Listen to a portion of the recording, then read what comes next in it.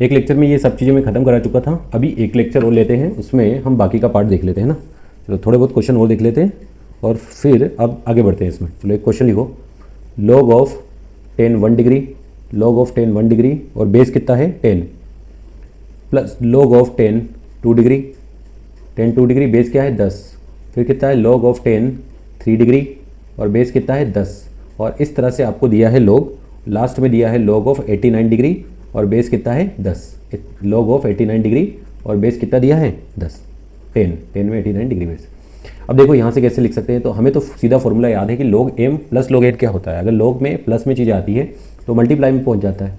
तो log base 10 ये सब क्या हो जाएंगे मल्टीप्लाई में, 10 1 डिग्री, 10 2 डिग्री, 10 कितना आएगा 3 डिग्री।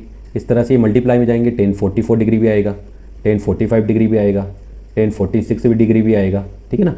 इस तरह से जाएंगे तो हमें क्या है लास्ट में 10 88 डिग्री भी आएगा, 10 89 डिग्री भी आ जाएगा। इस तरह से हम देख सकते हैं। तो ये मिलेगा log बेस 10, ये हो गया हमारा 10 1 डिग्री तक तो ठीक है, 10 2 डिग्री भी ठीक है, 10 3 डिग्री भी ठीक है, इस तरह से 10 44 डिग्री भी ठीक है, 10 45 डिग्री भी ठीक है। अब बाकी इसको चेंज कर लेते हैं, यहाँ तक कुछ भी नहीं किया मैंने।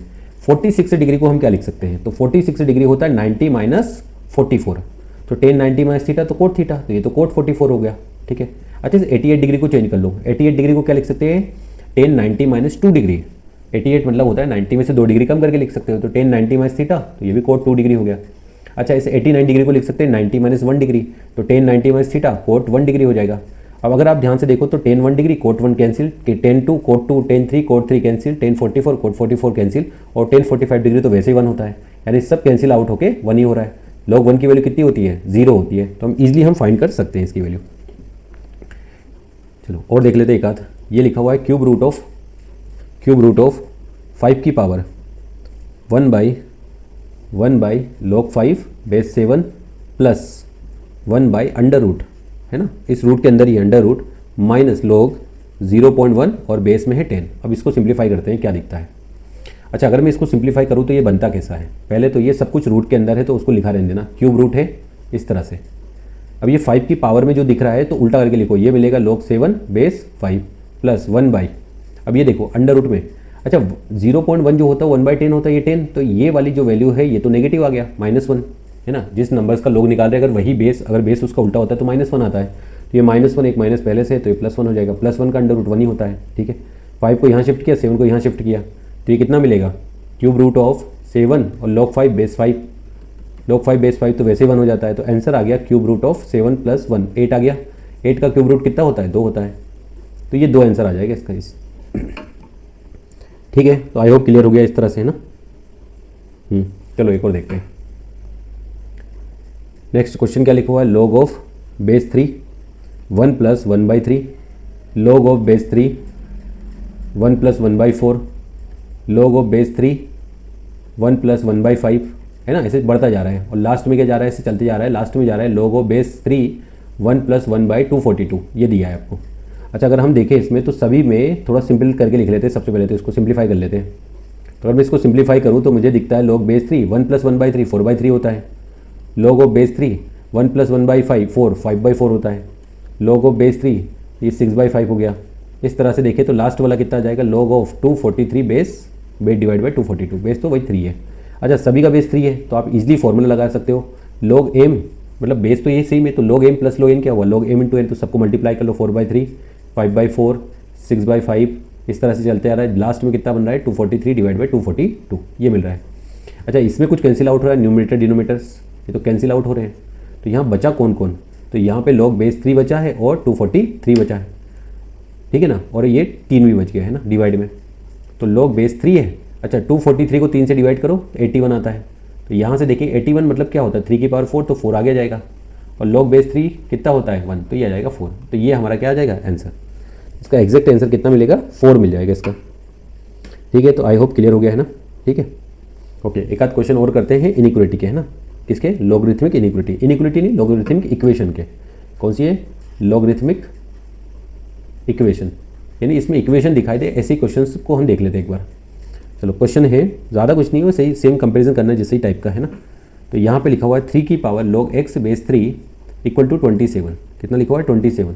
आपको x का वैल्यू बताना है कितना आ जाएगा, ठीक है, तो कंपेरिजन करते हैं। तो यहाँ मिल रहा है 3 की पावर में log x बेस 3 और 27 होता है 3 का क्यूब। अच्छा, पावर उसको कंपेयर कर लो, पावर को कंपेयर करें तो यहाँ 3 का पावर log x बेस 3 है, यहाँ 3 का पावर कितना है 3 है, तो log x base 3 equal to 3, powers में भेजो तो x इक्वल टू 3 का क्यूब, यानी यहाँ से आ जाएगा 27। ये आंसर मिल जाएगा इसका। कितना आंसर मिलेगा, इस तरह से आंसर मिल जाएगा। चलो एक और क्वेश्चन करते हैं इसी तरह का। log of 4x minus 3 base कितना है x इक्वल टू 2। तो आप इसको ऐसे देखो सॉल्यूशन में, मतलब बेस को पावर में शिफ्ट कर लो। पहले तो बेस को पावर में शिफ्ट कर लिया तो ये मिला 4x minus 3 equal to x का स्क्वायर। वन साइडेड लिखो x square minus 4x plus 3 equal to 0। Factor करके देखो, यहाँ पे फैक्टर आएंगे x minus 3 x minus 1 equal to 0। तो x का वैल्यू आ रहा है 1 एंड 3। अब दिक्कत क्या है, इसके दो आंसर आ रहे हैं, बट प्रॉब्लम क्या है, हमें लॉग की कुछ कंडीशन का ध्यान रखना पड़ता है। अब लॉग की कौन कौन सी कंडीशन है जिनका हमें ध्यान रखना है, तो लॉग का जो आर्ग्यूमेंट होता है वो ग्रेटर देन 0 होना चाहिए, base greater than 0 and base 1 नहीं होना चाहिए। तो इसका मतलब मैं इस x को 1 नहीं रख सकता हूँ। क्यों? क्योंकि इस बार बेस में x है और x मैंने अभी पहले बताया कि 1 नहीं हो सकता है। 3 रखने पे कोई दिक्कत नहीं है, तो इसका एक ही आंसर आएगा। कौन सा आंसर आएगा? 3 आंसर आ जाएगा इसका। ठीक है, तो आई होप क्लियर हो गया है ना। चलो, तो इक्वेशन के इसी तरह के क्वेश्चन आते हैं, एक आध और देख लेते हैं, फिर हम इनिक्विटी के देखते हैं, लॉग की इनिक्विटी कैसी होती है। तो 3 times of log x, 3 times of log x base 7 plus log 7 base x equals to दिया है 10। कितना दिया है? 10। तो आपको log की वैल्यू बतानी। अच्छा, इस क्वेश्चन को अगर आप ध्यान से नोटिस करोगे तो log x बेस 7 है, जबकि ये log 7 बेस x है। यानी इन दोनों प्लस वाली जो चीज़ों में दोनों एक दूसरे के क्या है, आर्गूमेंट और बेस इंटरचेंज है। अगर किसी के आर्गूमेंट और बेस इंटरचेंज है तो अगर मैं इसको t मानूँ तो ये अपने आप में 1/t है, क्योंकि ये इसी का रेसिप्रोकल है। चलो, तो इसको एलसीएम निकाल के देखो तो कितना आएगा 3। ये हो जाएगा t स्क्वायर प्लस 1 और नीचे आएगा एक t इक्वल टू 10। अच्छा, ये t को इधर लेफ्ट में शिफ्ट कर लो तो ये आ जाएगा 3t square plus 3 equal to 10t मिल जाएगा। सबको वन साइड लेके 0 कर लो, 3t square minus 10t plus 3 equal to 0। 3 into 3 कितना होता है? 9। दो नंबर्स बताओ जिनका मल्टीप्लाई 9 होता है, 8 करो तो 10 आता है। तो 3t square minus 9t minus 1t plus 3 equal to 0। यहाँ से फैक्टर लेते हैं, कॉमन लेते हैं। स्टार्टिंग में 3t कॉमन आ जाएगा तो t माइनस 3, यहाँ पे माइनस साइन कॉमन आ जाएगा तो ये मिलेगा t माइनस 3 इक्वल टू 0। अब इसमें देख लेते हैं, इन दोनों में मुझे दिख रहा है t माइनस 3 और 3t माइनस 1 इक्वल टू 0। पहले को 0 करेंगे तो t का वैल्यू कितना आएगा 3, दूसरे को 0 करेंगे तो t आ जाएगा 1/3। ये मिल गया। t किसका नाम रखा था हमने? तो t नाम रखा था log x बेस 7 का, तो उसकी वैल्यू 3 भी आ जाएगी और उसी की वैल्यू 1/3 है। बेस को पावर में शिफ्ट करो तो x इक्वल टू 7 का क्यूब, इसमें 7 की पावर 1/3। यहाँ से x का वैल्यू कितना आ जाएगा? तो 7 का क्यूब 343 होता है और ये कितना होगा? क्यूब रूट ऑफ 7 हो जाएगा। तो ये आंसर आ जाएगा इससे। तो यहाँ से दो आंसर मिल जाएंगे इस तरह से। तो जो भी कोई इनिक्विटी दे रखी है उसको हमें इस तरह से सोल्व करना है। अच्छा, जो आंसर आ जाए उसको थोड़ा चेक भी कर लेना कि कहीं इसको रखने से log अनडिफाइंड तो नहीं हो रहा है, यानी ऐसी कोई log की वैल्यू हम नहीं रखेंगे जिससे क्वेश्चन ही अनडिफाइंड हो जाए। ठीक है ना, इस बात का हमें ध्यान रखना पड़ेगा। चलो, आई होप क्लियर हो गया है ना। अब log की कुछ इनिक्विटी उनको याद कर लेते हैं एक बार। मान लो ये दिया है log x1 base a is greater than log x2 base a, या दिया है log x1 base a is greater than log x2 base a। अब इसमें अगर आपका बेस 0 और 1 के बीच में दिखता है और एक बार बेस आपका 1 से ज़्यादा दिखता है, तो जब भी हमारा बेस 0 और 1 के बीच में दिखाई देगा, इनिक्विटीज़ का साइन क्या होगा? चेंज हो जाएगा। यानी दोनों साइड से सेम log है, दोनों में log का बेस क्या है? a ही है।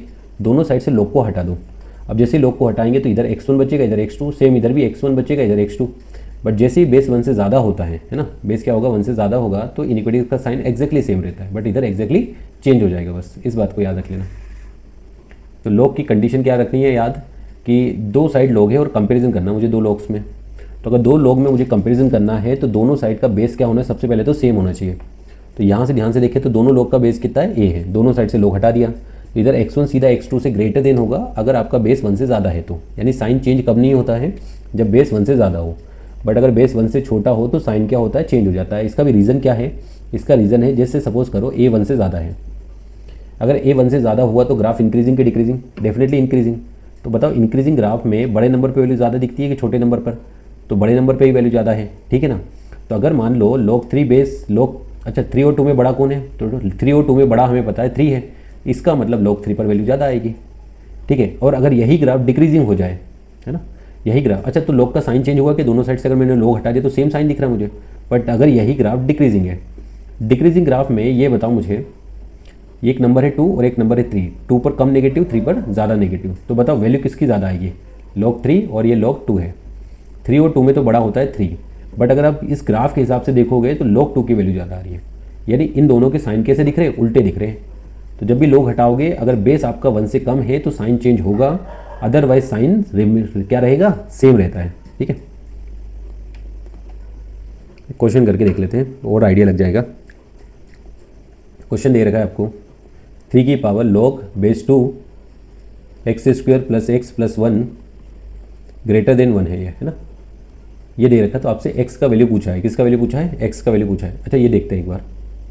अच्छा यहाँ पे जो 3 की पावर में कौन लिखा हुआ है, log बेस 2, और ये मिल रहा है x square plus x plus 1। अच्छा इस 1 को मैं चाहूँ तो 3 की पावर 0 लिख सकता हूँ, कंपेरिजन कर लेते हैं तो एक्सपोनेंशियल क्वेश्चन की टाइप का हो गया। अब एक्सपोनेंशियल में कंपैरिजन कैसे करते हैं, तो दोनों साइड 3 की पावर है, दोनों तरफ से 3 हटा दो तो पावर को कंपेयर करेंगे तो log base 2 x square plus x plus 1, और इधर 3 का पावर कितना है 0, ये दिखाई देगा। बेस को ऐसे पावर में शिफ्ट कर लेते हैं, ये मिलेगा x square plus x plus 1, तो ये मिलेगा 2 की power 0, x square plus x plus 1, 2 की पावर 0 1 होता है, हट जाएगा तो x को कॉमन किया तो x plus 1 greater than 0। Number line पे पुट करके देखो इसको, नंबर लाइन पे पुट करेंगे तो x belong to -∞ to -1 union 0 से इन्फिनिटी, ये आंसर आ जाएगा इसका। मतलब पहला वाला है तो ये आंसर आया। बट इतने से काम नहीं चलने वाला है, क्योंकि ये है log, और log का ध्यान रखना पड़ता है आपको। log के अंदर कोई भी चीज़ आए तो 0 से बड़ी आनी चाहिए। अच्छा log के अंदर इस बार मुझे दिख रहा है x square plus x plus 1 0 से बड़ा है कि हाँ है, कैसे पता चल गया ये सीधा, क्योंकि इसका d नेगेटिव आता है, और ये इनइक्वलिटी में भी बता रखा है जिसका d नेगेटिव आता है वो ऑलरेडी पॉजिटिव होता है। तो ये ऑलरेडी पॉजिटिव, मतलब इसमें x कुछ भी रख लो ये ऑलवेज पॉजिटिव ही आएगा। अब इन दोनों का कॉमन हिस्सा लेंगे तो यही आ जाएगा आंसर इसका कॉमन, छोटा पार्ट।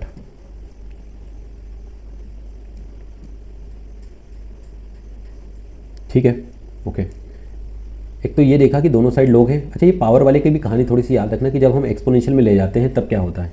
तो अगर मान लो log x बेस a है, अगर ये किसी वैल्यू b से ज़्यादा है, ठीक है, और एक बार बेस हमारा 0 और 1 के बीच का है और बेस एक बार 1 से ज़्यादा है। अच्छा अगर मैं बेस को ऐसे पावर में शिफ्ट कर लेता हूँ तो ये मिलेगा x a का पावर b, x a का पावर b।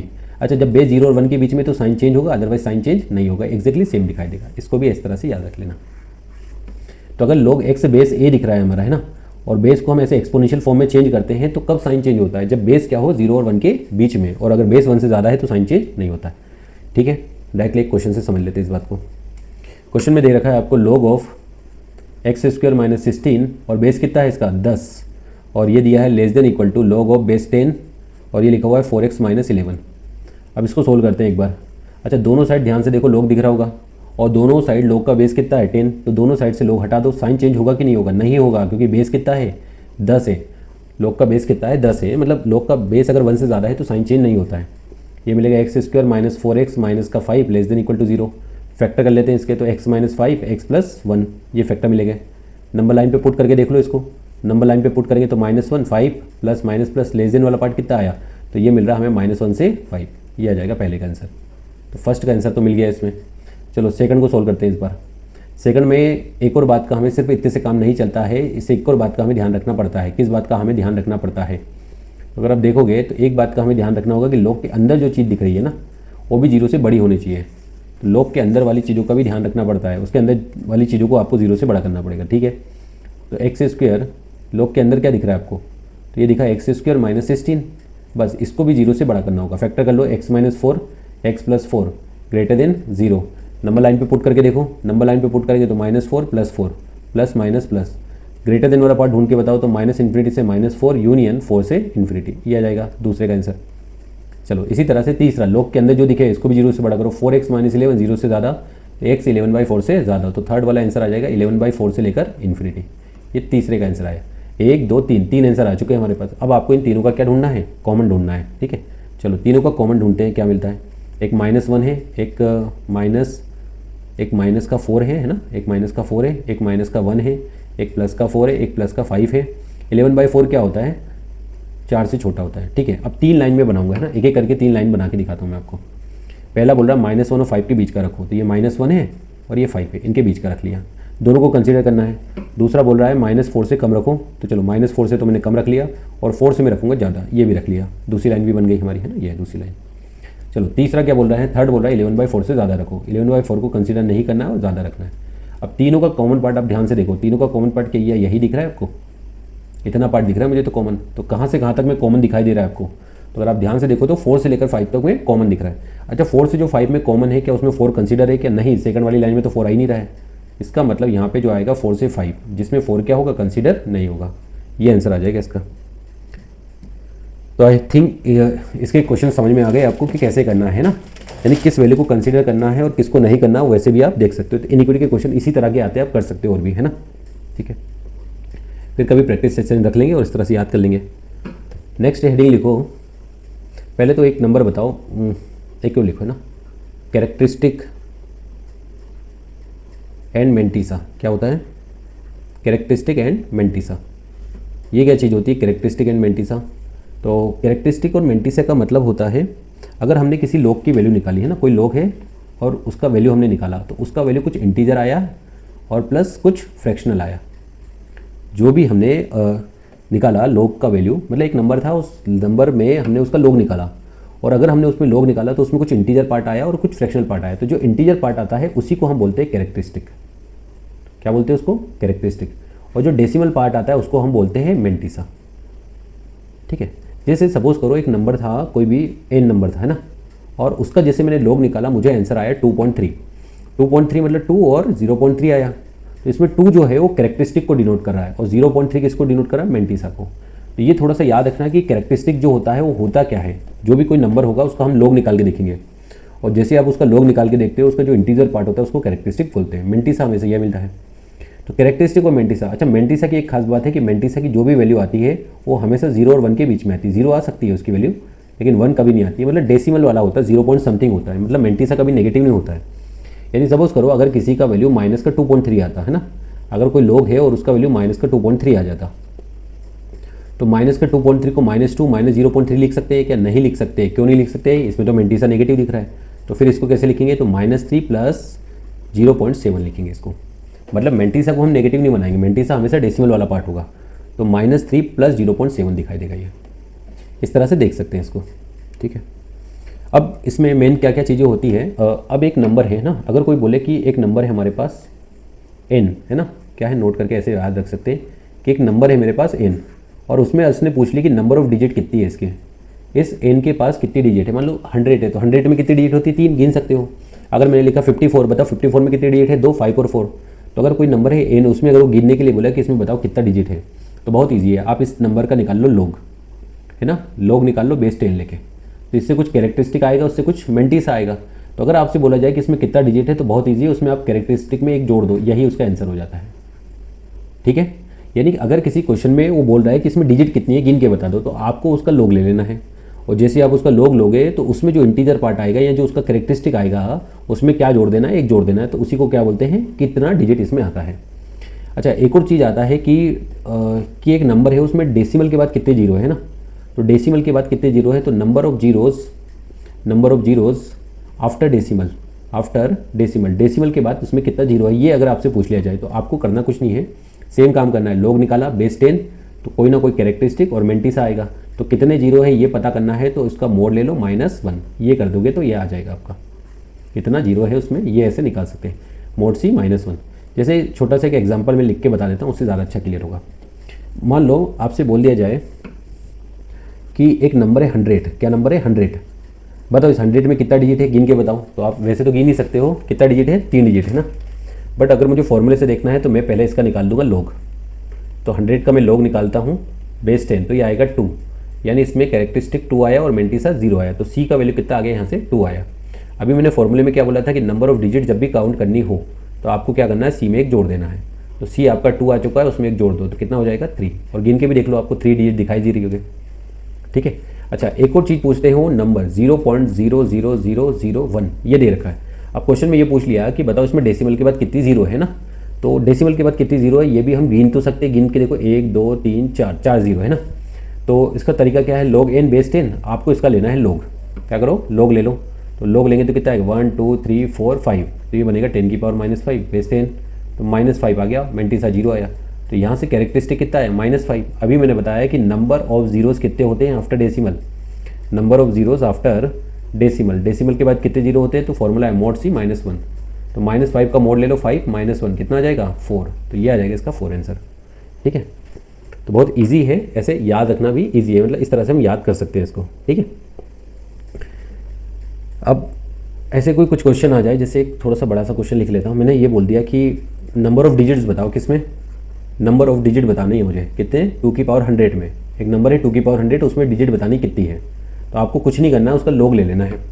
चलो तो इसका लॉग ले लो, 2 की पावर 100 और बेस 10 है तो ये 100 तो आगे आ जाएगा, 100 आगे आ जाएगा तो log 2 बेस 10, तो ये मिले 100 आगे आ गया। log 2 बेस 10 कितना होता है 0.3010, तो यहाँ से मिल रहा है 30.10। 30.10 को लिख सकते हैं 30 प्लस 0.10। इसमें कैरेक्टरिस्टिक कितना आया, तो कैरेक्टरिस्टिक आप ढूंढोगे तो तुम्हें दिख रहा होगा 30 कैरेक्टरिस्टिक है, तो नंबर ऑफ डिजिट्स कितनी हो जाएगी, तो सीधा सीधा फॉर्मूला है कि कैरेक्टरिस्टिक में एक जोड़ना है, तो ये हो जाएगा 30 प्लस 1, तो ये मिल जाएगा 31। यानी इसमें कितनी जीरोज़ हैं, 31 जीरोज़ है ना। ठीक है, तो आई थिंक क्लियर हो गया, ये ईजी है, मतलब इस तरह से सोच सकते हैं इसको, है ना। ओके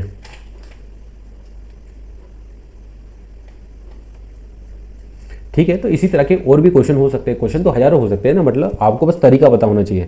यानी एक बार आपने तरीका सीख लिया कि करते कैसे इस क्वेश्चंस को, तो आप कर लोगे मतलब। ठीक है, और अगर आपको कुछ भी थोड़ा डाउट और टाइप के लगे कुछ क्वेश्चंस, तो आप एक काम करना, कमेंट सेक्शन में लिख देना क्वेश्चंस को, फोटो क्लिक करके रख देना। ठीक है ना, जब भी हम कभी डिस्कस करेंगे इस तरह के क्वेश्चन, तो एक वीडियो इन पर बना लेंगे जिनमें आपको डाउट है इस तरह के क्वेश्चन में। ठीक है, चलो थैंक यू।